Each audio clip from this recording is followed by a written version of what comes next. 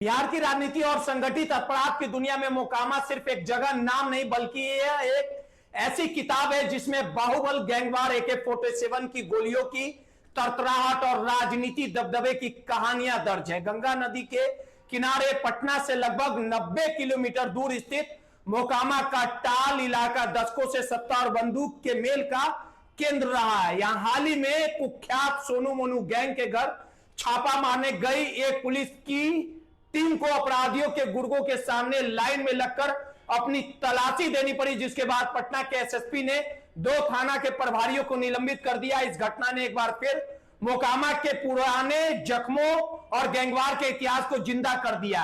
आइए जानते हैं मोकामा के इतिहास से लेकर वर्तमान तक उन बड़े बाहुबलियों और गैंगस्टरों के बारे में जिन्होंने मोकामा ही नहीं बल्कि पूरे बिहार को दहलाया। अनंत सिंह मोकामा के बेताज डॉन। जब भी मोकामा के बाहुबलियों की बात होती है यह नाम हमेशा सबसे ऊपर आता है। मोकामा के लदमा गांव के रहने वाले अनंत सिंह को इस इलाके में छोटे सरकार के नाम से जाना जाता है। अनंत सिंह के बड़े भाई दिलीप सिंह 1990 के दशक में मोकामा के कद्दावर हस्ती थे और लालू प्रसाद के नेतृत्व वाली सरकार में मंत्री भी रहे।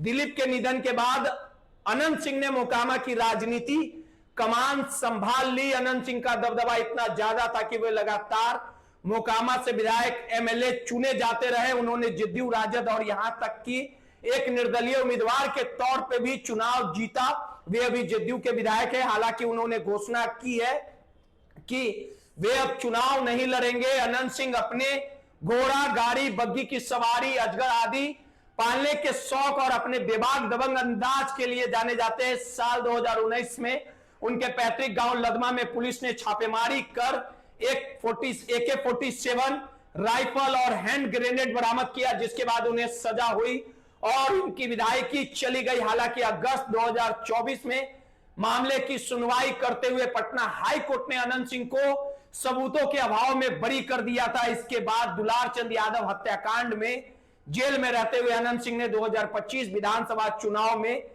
जीत हासिल की थी। फिलहाल वो जमानत पर जेल से बाहर हैं। विवेका पहलवान अनंत सिंह का सबसे बड़ा विरोधी। अगर मोकामा में अनंत सिंह के साम्राज्य को किसी ने 3 दशकों तक सबसे कड़ी चुनौती दी वो थे विवेका पहलवान। विवेका अनंत सिंह, दिलचस्प बात यह है कि विवेका पहलवान भी उसी लदमा गांव के रहने वाले थे जहां अनंत सिंह है। 90 के दशक में भाई की हत्या का बदला लेने के लिए विवेका ने हथियार उठा लिए और अनंत सिंह के दूर विरोधी बन गए। विवेका पहलवान ने सूरजभान सिंह के साथ हाथ मिलाया और अनंत सिंह गुट पर कई घातक हमले किए। साल 2004-5 में बाढ़ के नदवा गांव में अनंत सिंह के काफिले पर AK-47 के सबसे बड़े हमले के मास्टरमाइंड विवेका पहलवान ही थे। इस हमले में अनंत सिंह के पीठ में गोली लगी थी और सीने में बाहर निकल गई थी। हमले के बाद अनंत सिंह को 6 दिन तक अस्पताल में रहना पड़ा था। साल 2019 में अनंत सिंह के घर से AK-47 मिली थी। माना जाता है कि उसकी गुप्त सूचना पुलिस को विवेका पहलवान ने ही दी थी। बाद में के दिनों में बीमारी के कारण अस्पताल में उनका निधन हो गया। सूरजभान सिंह 90 के दशक का वो खौफनाक नाम। 90 के दशक के आखिर और साल 2000 की शुरुआत में मोकामा बेगूसराय बेल्ट में सूरजभान सिंह का नाम खौफ का दूसरा पर्याप्त था। मोकामा में रेलवे के ठेके, स्क्रैप के धंधे और गंगा नदी के रास्ते होने वाली रंगदारी कब्जे को लेकर सूरजभान और अनंत सिंह के बीच सालों तक भीषण गैंगवार चला। दोनों तरफ से AK-47 सैकड़ों राउंड गोलियां चलती थी और टाल इलाका लाशों से पट जाता था।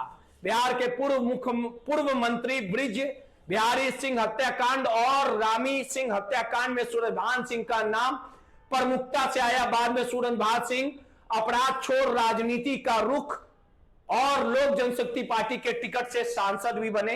हालांकि अब वे सीधे तौर पर सक्रिय नहीं है, लेकिन उनका गुट आज भी बैकग्राउंड में एक बड़ी ताकत है। 2025 के विधानसभा चुनाव में सूरजभान सिंह की पत्नी चुनावी मैदान में थी, लेकिन उन्होंने अनंत सिंह के सामने हार का सामना करना पड़ा। सोनू मोनू गैंग मोकामा का नया युवा गुट। मोकामा और बाढ़ अनुमंडल में इस वक्त अगर अनंत सिंह के वर्चस्व को कोई गुट सीधे तौर पे और सबसे आक्रामक ढंग से चुनौती दे रहा है, तो वो है सोनू मोनू गैंग।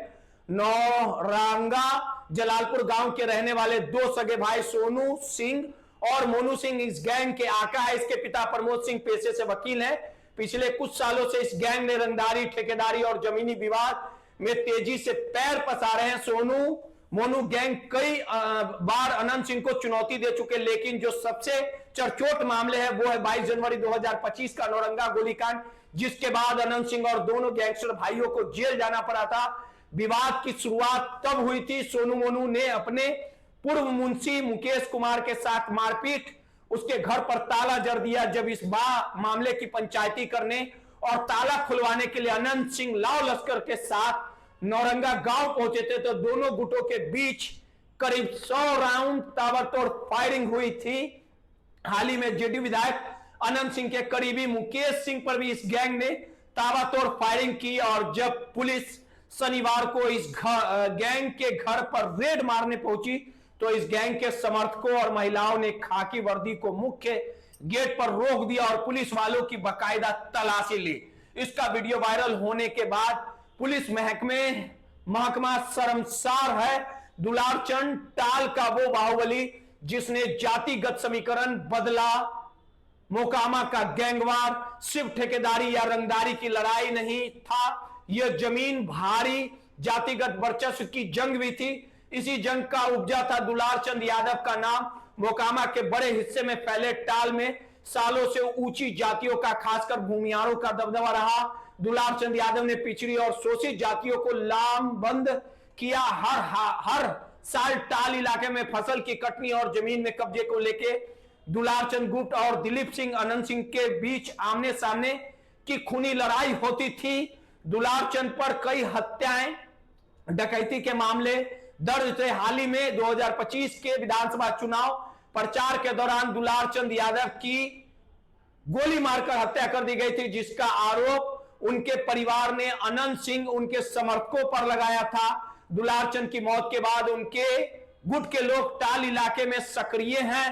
पुराने दौर के सुरमा, नागा सिंह, नाटा सिंह और गिरधारी 1980 के दशक, जब आज के जमाने में बाहुबली मोकामा पैदा भी नहीं हुए थे, तो इस इलाके पर ऐसे गिरोह का राज था जिन्हें इस इलाके में अपराध का संस्थापक माना जाता। उस समय नागा सिंह गिरोह, गिरधारी गिरोह और नाटा गिरोह का मोकामा रेलवे यार्ड और कोयला डिपो पर पूरी तरह से दबदबा था। उनका मुख्य धंधा मोकामा स्टेशन से गुजरने वाली मालगाड़ियों को लूटना, कोयले की अवैध चोरी करना था। इनके बीच होने वाले गैंगवार इतने खौफनाक होते थे कि मोकामा रेलवे स्टेशन पर कदम रखने के आम मुसाफिर कांपते थे।